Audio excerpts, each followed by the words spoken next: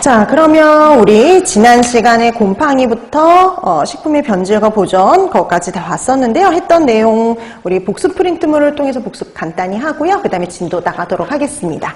자, 그러면 우리 문제가 조금 많았죠. 그래서 저번 주에 이제 꽤 나갔어요, 진도를. 그래서 곰팡이부터 변질과 보존 25문제인데요. 문항은 많지만, 문항수는 많지만 문제 길이가 그렇게 길지가 않죠. 그래서 이런 형태로 이 정도 길이의 이 정도 수준의 문제가 출제된다라고 생각하시면 될 것 같아요.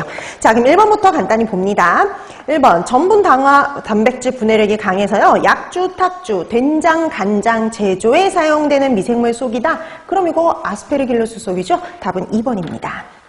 자, 그다음 2번 식품 미생물 중 효모는 이거 구분하는 거. 이게 곰팡인지 이게 세균인지 효모인지 구분하는 거 하실 수 있어야 된다 그랬죠? 이 중에 효모에 해당하는 거 5번 사카로미세스 속입니다.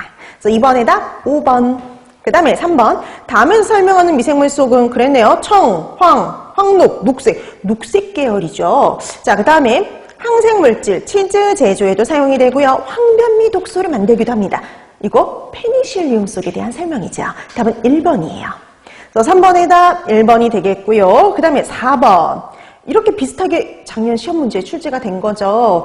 우리 그대로 있었던 게 거의 비슷하게 나왔는데요.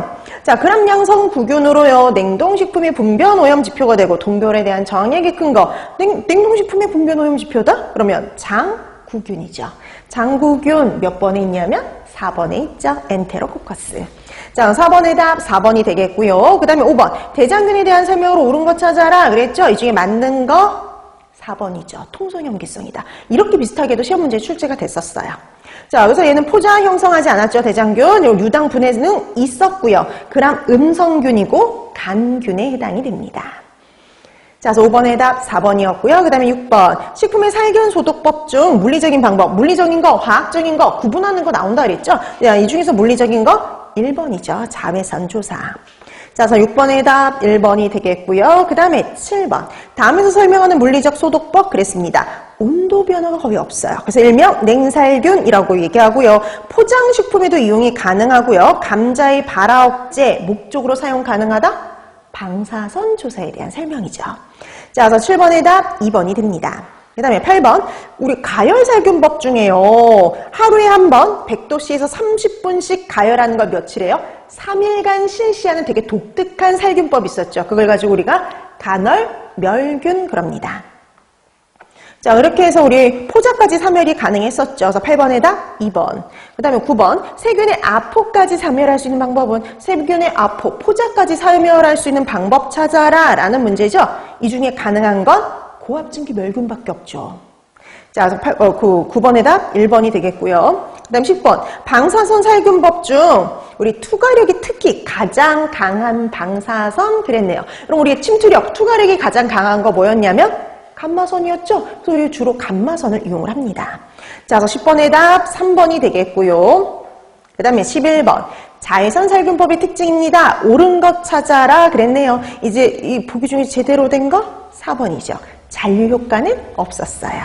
자, 그래서 11번의 답 4번이 되겠는데요. 1번 보세요. 투과력 거의 없어요. 그래서 투과력 약했고요. 그 다음에 품온 상승 크지 않았고요. 그 다음에 균의 내성이 생기지 않는 특징을 보였었죠.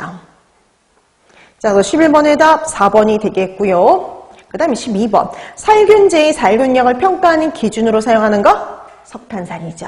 답은 3번입니다. 그 다음에 13번 조리자의 손소독에 가장 적합한 비누 그랬네요. 다 뒤에 비누로 끝나거든요. 이 비누 중에서 손소독에 효과 있는 거 역성 비누였죠. 답은 1번입니다. 자, 그래서 13번의 답 1번이 되겠고요. 그 다음 14번 농도 알고 있어야죠. 적정 농도, 석탄산의 적정 농도 그랬습니다. 3 내지 5%니까요. 가능한 거 3번이죠. 자, 그래서 14번의 답 3번이 되겠고요. 그 다음에 15번 역성 비누에 대한 설명으로 옳은 것 찾아라. 이런 형태도 충분히 나올 수 있죠. 역성 비누는. 이 중에 옳은 거 5번이죠.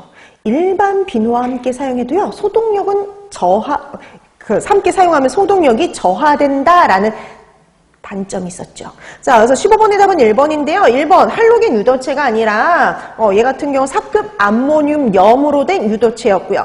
음이온이 아니라 양이온이 효과를 발휘했고요.